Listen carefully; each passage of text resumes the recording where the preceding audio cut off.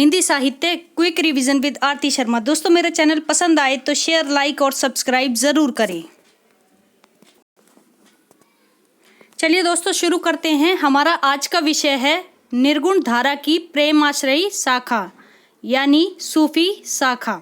तो चलिए हमारा पहला प्रश्न है दोस्तों, भारत में सूफी धर्म का प्रचार प्रसार किसने किया? तो दोस्तों भारत में सूफी धर्म का प्रचार प्रसार ख्वाजा मोइनुद्दीन चिश्ती ने 12वीं शताब्दी में किया। ठीक है। प्रश्न 2, सूफी धर्म का संबंध किससे है? तो दोस्तों इस्लाम धर्म से। इस्लाम धर्म से है सूफी धर्म का संबंध। प्रश्न 3 है दोस्तों हमारा, इस्लाम धर्म की कितनी शाखाएं हैं? तो दोस्तों इस्लाम धर्म की 2 शाखाएं हैं। प्रश्न 4 है, इस्लाम धर्म की 2 शाखाएं कौन सी हैं? तो दोस्तों इस्लाम धर्म की 2 शाखाएं हैं, शरा जिसे सनातनी और बेशरा जिसे सूफी शाखा कहते हैं। तो इस तरह से हमारी 2 शाखाएं हैं, शरा और बेशरा, सनातनी या सूफी शाखा। ठीक है, ध्यान रखिए दोस्तों। अगला प्रश्न देखते हैं। हमारा अगला प्रश्न है दोस्तों 5वां प्रश्न, इस्लाम की बेशरा यानी सूफी शाखा में कितने संप्रदाय हैं? तो दोस्तों 4 संप्रदाय हैं। ठीक है, किसमें? बेशरा यानी सूफी शाखा में 4 संप्रदाय हैं। अगला प्रश्न है प्रश्न 6, इस्लाम की बेशरा यानी सूफी शाखा में 4 संप्रदाय कौन से हैं? तो दोस्तों 4 संप्रदाय हैं, चिश्ती संप्रदाय, सुहारवर्दी संप्रदाय, कादरी संप्रदाय, नक्शबंदी संप्रदाय। फिर से देख लीजिए, चिश्ती संप्रदाय, सुहारवर्दी संप्रदाय, कादरी संप्रदाय और नक्शबंदी संप्रदाय, ये चारों बेशरा यानी सूफी शाखा के संप्रदाय हैं। ठीक है, अगला प्रश्न देखते हैं। प्रश्न 7 है दोस्तों हमारा, चिश्ती संप्रदाय की कितनी शाखाएं हैं? तो दोस्तों चिश्ती संप्रदाय की 2 शाखाएं हैं। 2 शाखाएं कौन कौन सी हैं दोस्तों? प्रश्न 8 देखते हैं, चिश्ती संप्रदाय की 2 शाखाएं कौन सी हैं? तो साबिरी और निजामी। ठीक है ना दोस्तों, तो यहाँ पे हमारा स्टार्ट हो गया चिश्ती संप्रदाय। इसकी कितनी शाखाएं हैं? 2 कौन सी? साबिरी और निजामी। ठीक है, अगला प्रश्न देखते हैं। अगला प्रश्न है दोस्तों 9वां प्रश्न, चिश्ती संप्रदाय के आदि प्रवर्तक यानी शुरुआती प्रवर्तक कौन है? तो दोस्तों आबू अब्दुल्ला चिश्ती। आबू अब्दुल्ला चिश्ती चिश्ती संप्रदाय के आदि प्रवर्तक हैं। प्रश्न 10 है दोस्तों, चिश्ती संप्रदाय के भारत में प्रवर्तक कौन है? तो दोस्तों भारत में बताना है। तो भारत में प्रवर्तक हैं मोइनुद्दीन चिश्ती। नाम तो काफी सुनाई होगा इनका आपने, मोइनुद्दीन चिश्ती। तो इनके नाम के पीछे भी चिश्ती लगा हुआ है, तो इससे भी आप याद रख सकते हैं कि ये चिश्ती संप्रदाय के प्रवर्तक हैं भारत में। ठीक है, मोइनुद्दीन चिश्ती, और इनका समय दोस्तों 12वीं शताब्दी। ठीक है, शताब्दी भी ध्यान रखिए कौन सा किस शताब्दी के हैं। ठीक है, आगे देखते हैं। 11वां प्रश्न है दोस्तों, सुहारवर्दी संप्रदाय। तो चिश्ती संप्रदाय की बात सिर्फ यहीं तक थी, अब आ गया हमारा सुहारवर्दी संप्रदाय। तो इसकी कितनी शाखाएं हैं? इसकी कुल शाखाएं हैं दोस्तों 5 शाखाएं हैं सुहारवर्दी संप्रदाय की। ठीक है, अगला प्रश्न देखते हैं। प्रश्न 12वां प्रश्न है, सुहारवर्दी संप्रदाय की 5 शाखाएं कौन सी हैं? तो दोस्तों सुहारवर्दी संप्रदाय की 5 शाखाएं हैं, पहली जलाली, दूसरी मखदूमी, तीसरी मीरन शाही, दौला शाही, इस्माई शाही। ठीक है, फिर से सुन लीजिए, जलाली, मखदूमी, मारिन शाही, दौला शाही, इस्माई शाही, ये सुहारवर्दी संप्रदाय की 5 शाखाएं हैं। ठीक है, आगे देखते हैं अगला प्रश्न 13, सुहारवर्दी संप्रदाय। तो सुहारवर्दी संप्रदाय के भारत में, दोस्तों भारत में पूछा जा रहा है, ध्यान रखिए स्थान महत्वपूर्ण होता है। ठीक है, तो भारत में प्रवर्तक कौन है? तो भारत में सुहारवर्दी संप्रदाय के प्रवर्तक हैं जलालुद्दीन सुर्खपोश। जलालुद्दीन सुर्खपोश, इनका समय है दोस्तों 13वीं शताब्दी, याद रखिए दोस्तों। आगे बढ़ते हैं अगले प्रश्न पर। ठीक है दोस्तों, हमारा अगला प्रश्न है 14वां प्रश्न, कादरी संप्रदाय।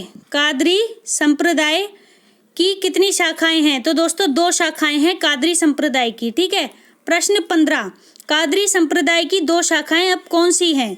तो बहाविया और रजाकिया। बहाविया और रजाकिया, दोस्तों हमने इससे पहले 2 संप्रदाय पढ़ लिए हैं। ठीक है ना, चिश्ती और सुहारवर्दी। अभी तीसरा कौन सा चल रहा है? कादरी संप्रदाय। तो याद रखते चलिए सूफी संप्रदाय के जो सूफी संप्रदाय की सूफी शाखा की जो 5 शाखाएं हैं, ठीक है ना, तो ये उनकी बात चल रही है, 5 संप्रदाय हैं। तो देखते हैं कादरी संप्रदाय की 2 शाखाएं कौन सी है? बहाविया, रजाकिया। अपने माइंड मैपिंग करते चलिए या किसी पेपर पे भी आप बना सकते हैं, ठीक है। अगला देखते हैं प्रश्न 16, कादरी संप्रदाय के आदि प्रवर्तक कौन है? तो दोस्तों आदि प्रवर्तक हैं अब्दुल कादिर जिलानी। अब्दुल कादिर जिलानी कादरी संप्रदाय के आदि यानी शुरुआती प्रवर्तक हैं। अगला प्रश्न देखते हैं दोस्तों, ठीक है। हमारा अगला प्रश्न है दोस्तों 17वां प्रश्न, कादरी संप्रदाय के भारत में प्रवर्तक कौन है? तो दोस्तों बंदगी मोहम्मद गौस। बंदगी मोहम्मद गौस, जिनका समय है 15वीं शताब्दी। तो कादरी संप्रदाय के भारत में जो प्रवर्तक हैं वो हैं बंदगी मोहम्मद गौस, इनका समय है 15वीं शताब्दी। अगला प्रश्न है दोस्तों 18वां प्रश्न, नक्शबंदी संप्रदाय। तो कादरी संप्रदाय भी अब हमारे यहाँ समाप्त होता है। अगला आ गया नक्शबंदी संप्रदाय। इसके आदि प्रवर्तक कौन है? तो इसके आदि प्रवर्तक हैं दोस्तों वहा अल-दीन नक्शबंद। वहा अल-दीन नक्शबंद, ठीक है। अगला प्रश्न देखते हैं 19वां प्रश्न है दोस्तों, नक्शबंदी संप्रदाय। नक्शबंदी संप्रदाय के भारत में प्रवर्तक कौन है? तो दोस्तों मोहम्मद बाकी गिल्लाह बैरंग, ठीक है। मोहम्मद बाकी गिल्लाह बैरंग, जिनका समय है 16वीं शताब्दी। ये कौन है? नक्शबंदी संप्रदाय के भारत में प्रवर्तक हैं मोहम्मद बाकी गिल्लाह बैरंग, ठीक है। याद रखिए दोस्तों। अगला प्रश्न देखते हैं। अगला प्रश्न है दोस्तों 20वां प्रश्न, सूफी दर्शन को क्या कहते हैं? सूफी दर्शन को कहते हैं दोस्तों तसव्वुफ, ठीक है। आपने मूवीज में नाम सुना होगा तसव्वुफ, लेकिन उसका मीनिंग नहीं पता होगा, तो आज पता कर लीजिए। सूफी दर्शन को कहते हैं तसव्वुफ, ठीक है। थोड़ा सा बोलने में प्रॉब्लम तो हो रही है, लेकिन कोई दिक्कत नहीं, उर्दू शब्द है फारसी भाषा का, ठीक है। तो तसव्वुफ, ठीक है। आगे देखते हैं।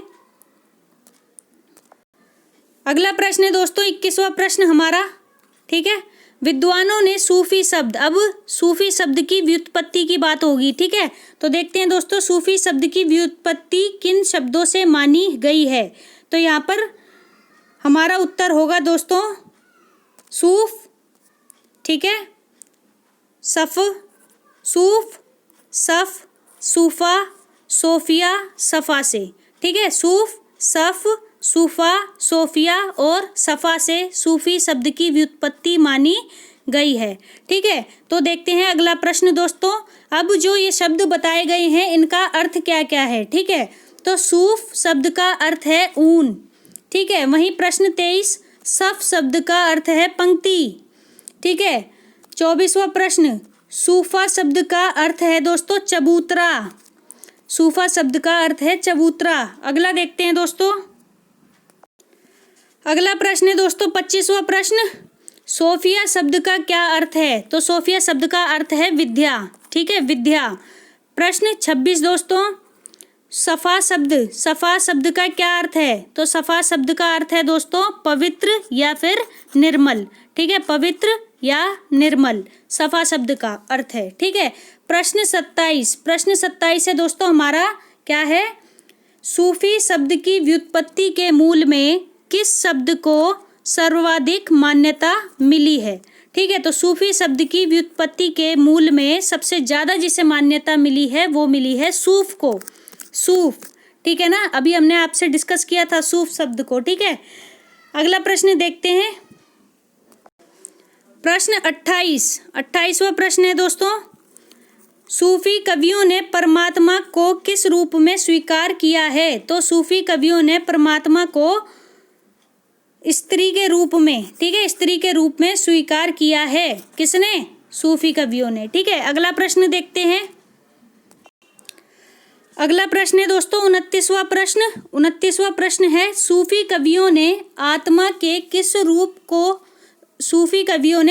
को किस रूप में स्वीकार किया है? तो दोस्तों आत्मा को बताया जा रहा है कि आत्मा को किस रूप में स्वीकार किया है, तो सबसे पहले पुरुष रूप में, ठीक है, पुरुष रूप में आत्मा को स्वीकार किया है और वहीं परमात्मा को स्त्री के रूप में स्वीकार किया है। अगला प्रश्न देखते हैं दोस्तों, प्रश्न 30 है हमारा, सूफी कवियों की प्रेम पद्धति, सूफी कवियों की प्रेम पद्धति में कहाँ तक पहुँचने की कोशिश की गई है। तो दोस्तों सूफी कवियों की प्रेम पद्धति में इश्क मजाजी जिसका अर्थ है लौकिक प्रेम से इश्क हकीकी यानी कि अलौकिक प्रेम तक पहुंचने की कोशिश की गई है। ठीक है, तो इसको आप ऐसे भी कर सकते हैं कि सूफी कवियों की प्रेम पद्धति में इश्क मजाजी से इश्क हकीकी तक यानी लौकिक प्रेम से अलौकिक प्रेम तक पहुंचने की कोशिश की गई है। अगला प्रश्न देखते हैं दोस्तों, अगला 30वां प्रश्न है दोस्तों हमारा, 30वां प्रश्न। ठीक है, देखते हैं, सूफी सिद्धांत में इश्क हकीकी तक पहुंचने के लिए साधक को किन 4 चरणों से गुजरना पड़ता है। ठीक है ना, तो यहाँ पर देखेंगे हम किन 4 चरणों से इनको गुजरना पड़ता है इश्क हकीकी तक पहुंचने के लिए। ठीक है, तो देखते हैं, तो ये देख लीजिए आपकी स्क्रीन पर है सामने, सूफी सिद्धांत में इश्क हकीकी तक पहुंचने के लिए साधक को इन 4 चरणों से गुजरना पड़ेगा। तो हम चलिए पढ़ते हैं 4 चरण कौन से हैं, देखते हैं। तो चलिए दोस्तों देखते हैं, मनुष्य, सबसे पहला जो हमारा कॉलम है वो है मनुष्य के 4 विभाग, यानी कि मनुष्य के 4 विभाग होते हैं। ठीक है, और 4 जगत होते हैं और साधक की कितनी अवस्थाएं होती हैं, 4 अवस्थाएं होती हैं। ठीक है, तो देखते हैं दोस्तों 4 अवस्थाएं अब कौन सी होती हैं। तो सबसे पहले देखते हैं नफ्स। ठीक है, नफ्स का क्या अर्थ है यहाँ पे, विषय भोग वृत्ति इंद्रिय। ठीक है, यानी कि नफ्स सुना होगा ना, भोग वृत्ति इंद्रिय, यानी कि जगत क्या है, आम लेना सूत। ठीक है, यानी कि आम लेना सूत कहते हैं भौतिक, यानी कि इंद्रियों से हम किसके, अपने भौतिक जगत का अनुभव करते हैं दोस्तों, तो जिसे आम लेना सूत कहा है। ठीक है, और साधक की चौथी 4 अवस्थाओं में से पहली अवस्था कौन सी, शरीयत, ये मानी गई है शरीयत, यानी जिसका अर्थ है धर्म ग्रंथों का विधि निषेध। ठीक है, धर्म ग्रंथों का विधि निषेध। ठीक है, निषेध करना यानी कि ना मानना। ठीक है, तो भौतिक जगत के संबंध में ही कहा गया है। दूसरा है रूह सुना होगा, गानों में अक्सर ये शब्द बोला जाता है रूह। ठीक है ना, रूह मेरी तड़पेगी, कुछ इस तरह से गाने आते हैं ना, तो उसी तरह से। ठीक है, देखते हैं पूरा टेबल देखते हैं इसका।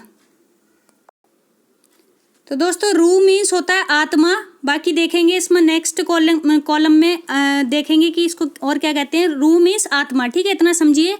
आमले मलकूत, तो ये जो जगत है इसको हम कहते हैं क्या, आमले मलकूत, यानी कि इसको कहते हैं भौतिक जगत से जब जो इनका मतलब कनेक्शन होता है उसे शरीयत, और इसे कहते हैं आत्मा से यानी कि तरीकत। ठीक है, हृदय, जिसका संबंध हृदय से है। ठीक है, तो देखते हैं, ये कुछ अवस्थाएं दी गई हैं, इनको जोड़ जोड़ के समझ लीजिए आप। आगे देखते हैं, इसको आप एक बार ऐसे देखिए। ठीक है ना, ये पेज में थोड़ा सा एडिटिंग के टाइम में मिस्टेक रह गई है, कोई दिक्कत नहीं, आप इसको ऐसे समझ लीजिए।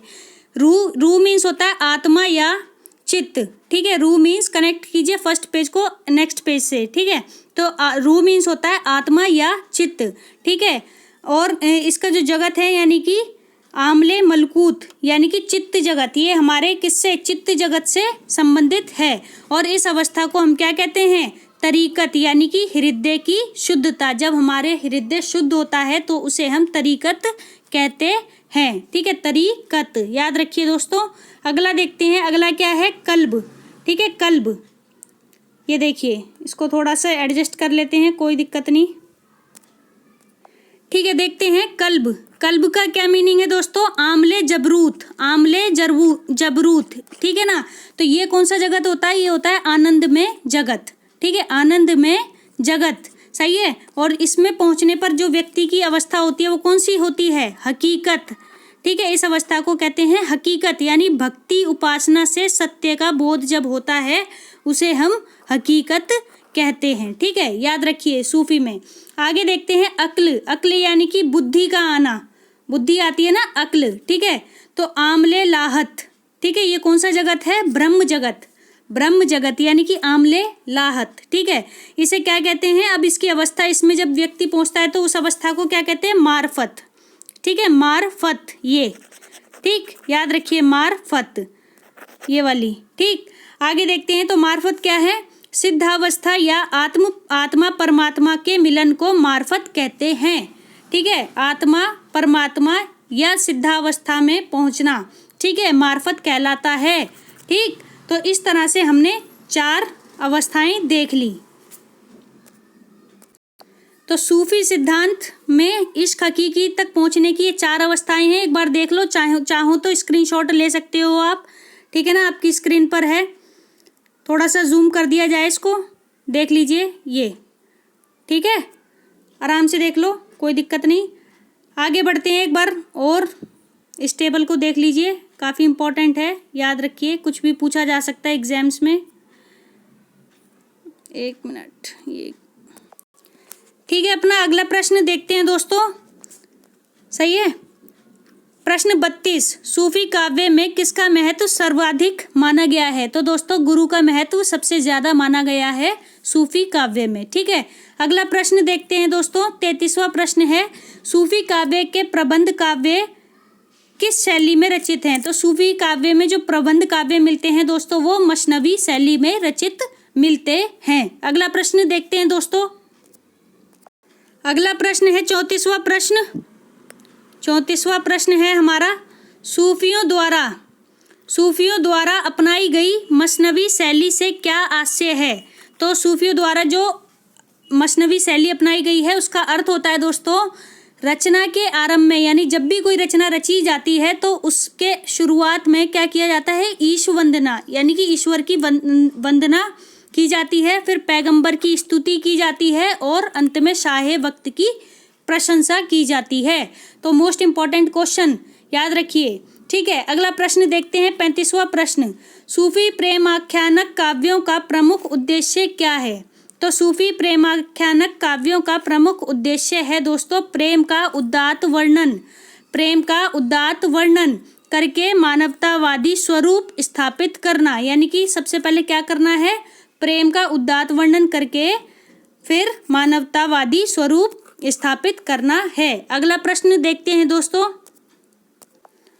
प्रश्न 36वां प्रश्न है दोस्तों, सूफियों के काव्य का प्रमुख आधार क्या है? तो दोस्तों जो सूफियों के काव्य मिलते हैं उनका प्रमुख आधार है हिंदू घरों की कहानियाँ, ठीक है। अगला प्रश्न देखते हैं, 37वां प्रश्न दोस्तों, प्रेम आख्यान काव्य की प्रमुख विशेषता क्या है? तो दोस्तों प्रेम आख्यान काव्य की प्रमुख विशेषता है दाम्पत्य प्रेम साधना पर बल देना, प्रेम प्रधान साधना पर बल देना, ये प्रेम आख्यान काव्य की प्रमुख विशेषता है। अगला प्रश्न देखते हैं दोस्तों, प्रश्न 38वां प्रश्न है दोस्तों हमारा, सूफी काव्य में किस भाषा का प्रयोग किया गया है? तो दोस्तों सूफी काव्य में अवधी भाषा का प्रयोग किया गया है। तो जो ध्यान रखिए, जो भी रचनाएं मिलेंगी वो किस में मिलेंगी, अवधी भाषा में। तो 1 नंबर का प्रश्न यहाँ से बनता है। अगर आपको थोड़ा सा भी डाउट हो तो थोड़ा सा अपना माइंड लगा लेना, ठीक है। आगे चलते हैं दोस्तों,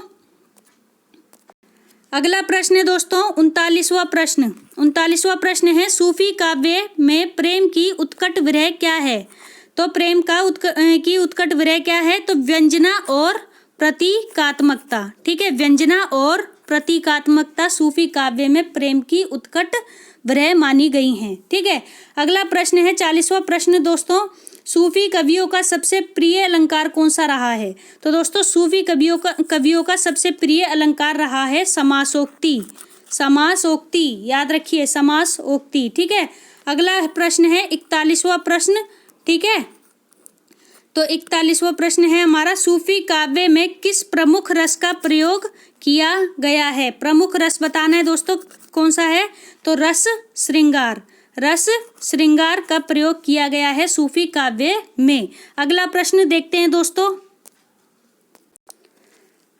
अगला प्रश्न है और इस वीडियो का अंतिम प्रश्न है दोस्तों। बाकी इसी वीडियो से संबंधित हमारे कई सारे पार्ट आएंगे तो उसको भी आप देखना, ठीक है। तो चलिए देखते हैं अंतिम 2 प्रश्न। प्रश्न 42 दोस्तों, प्रश्न 42 है हमारा, सूफी काव्य में किसका गहन चित्रण किया गया है? तो सूफी काव्य में लोक जीवन एवं लोक संस्कृति का गहन चित्रण किया गया है। ठीक है, आगे देखते हैं। 43वां प्रश्न है दोस्तों, सूफी कवियों के प्रबंध काव्य में, 1 मिनट दोस्तों, ये क्या हो गया,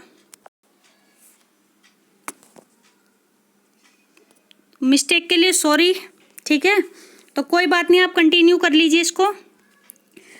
सूफी काव्य में किसका गहन चित्रण किया गया है दोस्तों? तो लोक जीवन और लोक संस्कृति का गहन चित्रण किया गया है। और हमारा इस वीडियो का अंतिम प्रश्न है 43वां प्रश्न, सूफी कवियों के प्रबंध काव्य में क्या नहीं है? तो क्या नहीं है दोस्तों? तो सर्गबद्धता हमें सूफी कवियों के प्रबंध काव्यों में नहीं मिलती। ठीक है, सर्गबद्धता हमें नहीं मिलती। इस तरह से हमारा आज का वीडियो यहीं समाप्त होता है। अगर आपको मेरा वीडियो पसंद आया हो तो दोस्तों मेरे वीडियो को लाइक करें, शेयर करें और मेरे चैनल को सब्सक्राइब ज़रूर करें। धन्यवाद दोस्तों।